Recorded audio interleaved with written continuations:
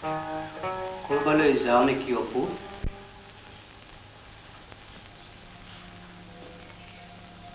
কেইদিনমানৰ কাৰণে মই অলপ ফুৰি আহোঁ। ক'ৰ পৰা? কদমকলি গাঁৱৰ পৰা। দেউতা, পংকজ দালে আপোনাৰ অন্তৰত অকণো মৰম নাইনে? আজি যদি পংকজ দাৰ কিবা এটা হয়,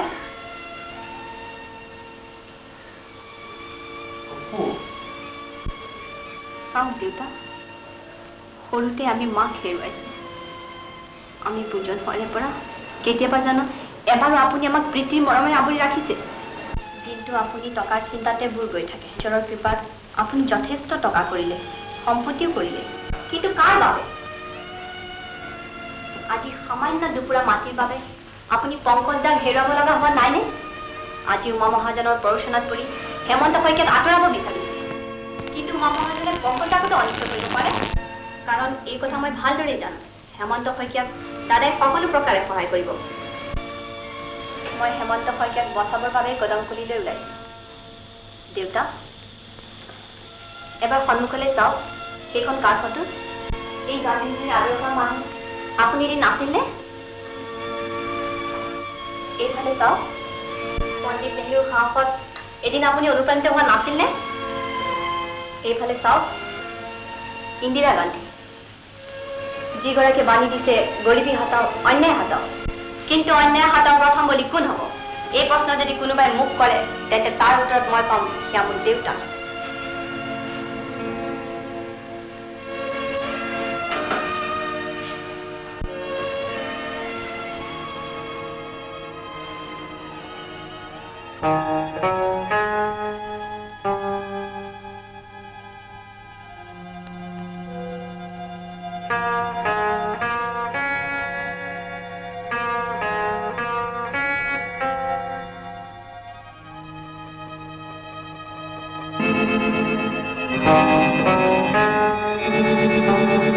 কিন্তু অন্যায় হটাও প্ৰথম বুলি কোন হ'ব? এই প্ৰশ্ন যদি কোনোবাই মোক কৰে, তেন্তে তাৰ উত্তৰত মই কম, তেন্তে তাৰ উত্তৰত মই কম, কিন্তু অন্যায় হটাও প্ৰথম বুলি কোন হ'ব? এই প্ৰশ্ন যদি কোনোবাই মোক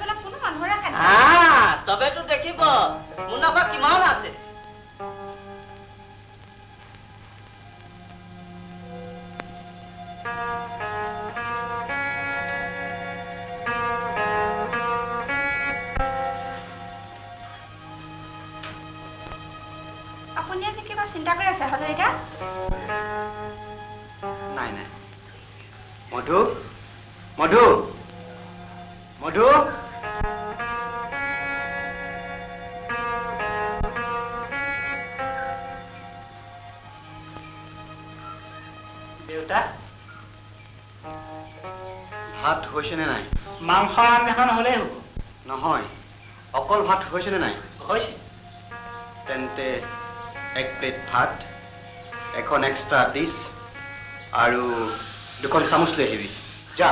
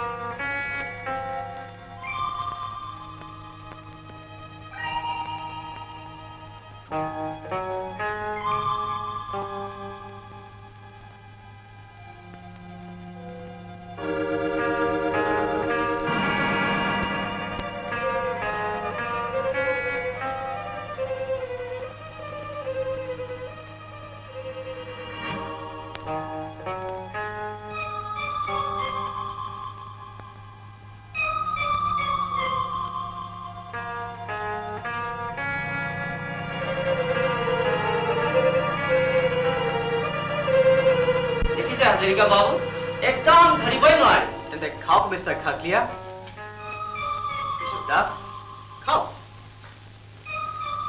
নাখাই কেলে কিন্তু এইটো আমি কি ৰকম খাম তেন্তে খাব কোনে সেই দুসৰা গৰীব মানুহ সবে খাব আমি 4 টকা কামাই কৰিম খাকলিয়া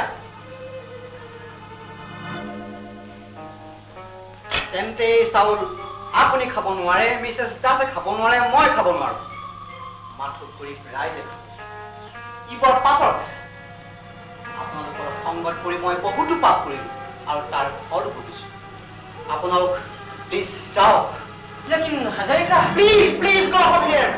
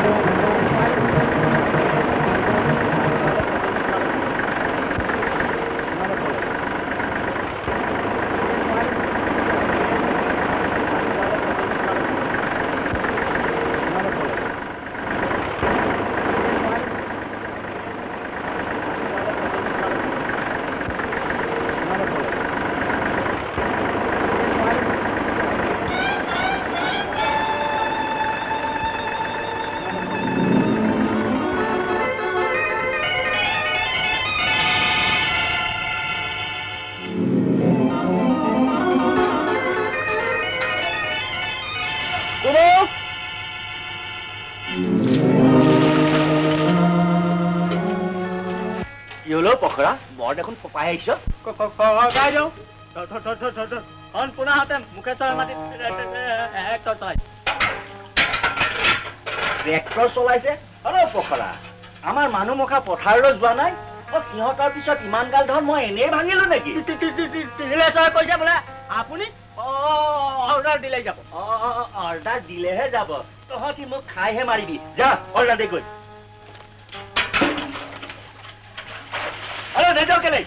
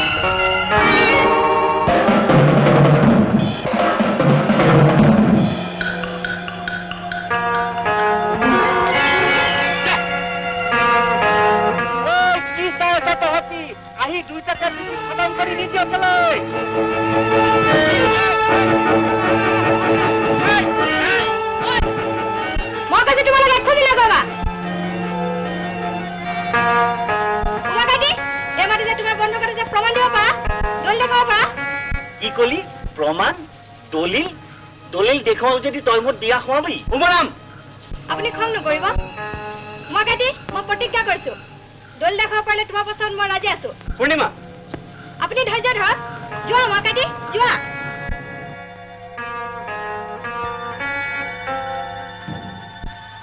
তই সত্যকে কৈছে নে মই দেউতাৰ নামত শপত খাই কৈছো তই যে ইমান মৰমীয়াল আজিহে বুজিলো আৰু লৰাহত আজি মোক গোসাঁয়ে মূৰ তুলি চাইছে মই জানো চাবই যা আজি মোৰ ঘৰত ডাঙৰ ভোজ হ'ব ভাল নদুকা খাহী এটা যেনে তেনে বিচাৰি আনগৈ হওক যা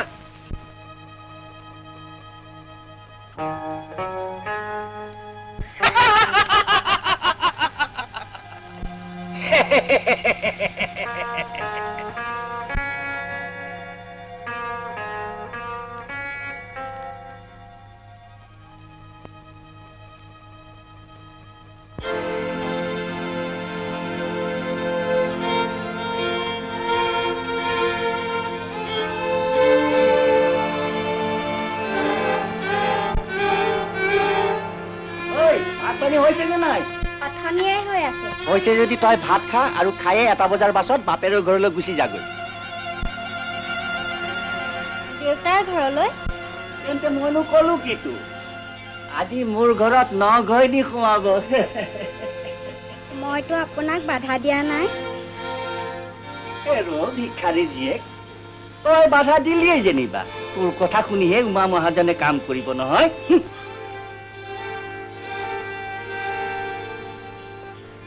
প্ৰেমে হাঁহিলে প্ৰেমে কান্দিলে প্ৰেমে কৰিলে বলিয়া বলিয়া বলিয়া, প্ৰেমে হাঁহিলে প্ৰেমে কান্দিলে প্ৰেমে কৰিলে বলিয়া বলিয়া, প্ৰেমে কান্দিলে।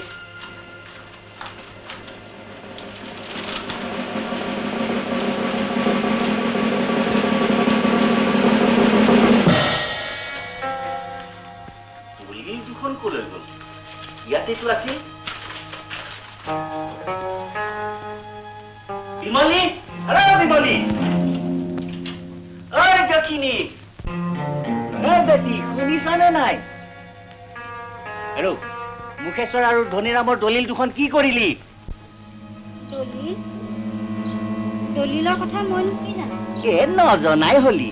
মোৰ পেৰাৰ পৰা মুখেশ্বৰ আৰু ধনীৰামৰ দলিল দুখন পাখি মেলি উৰা মাৰি গ'ল নেকি? নেমাটো কেলে? মইনো কেনেকৈ জানিম আপোনাৰ দলিলবোৰ ক'ত আছে?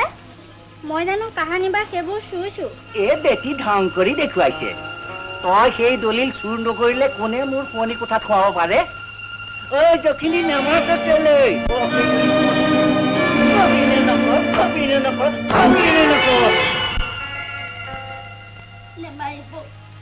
নেমাৰিব। মই সেই দলিল দুখন ধনপোনাক দি আহিছো। কি কলি? ধনপোনা পয়েৰক দি আহিছ? আজি কাটি দিলেও নকৰি যদি।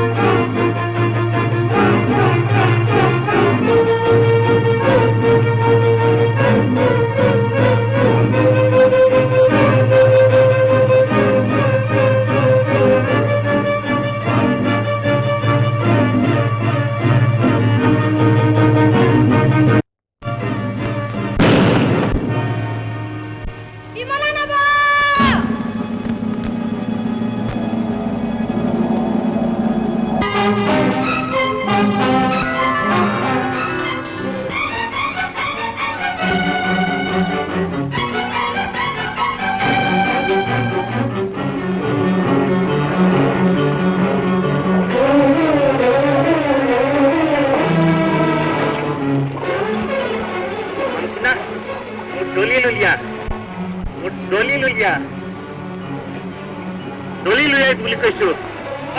খবৰদাৰ নাহিবি পুলিচ। পংকজ,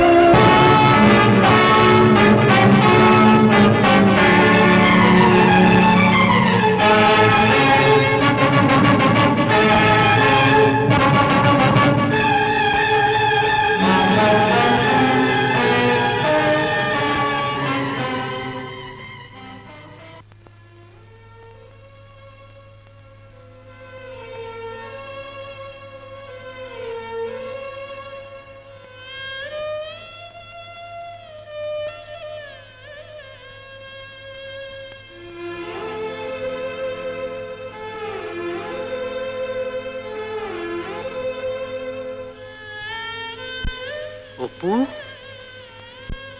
বহুত পলম হ'ল দেউতা কদমকলিৰ সোণৰ মাটিত পংকজদা হেৰাই গ'ল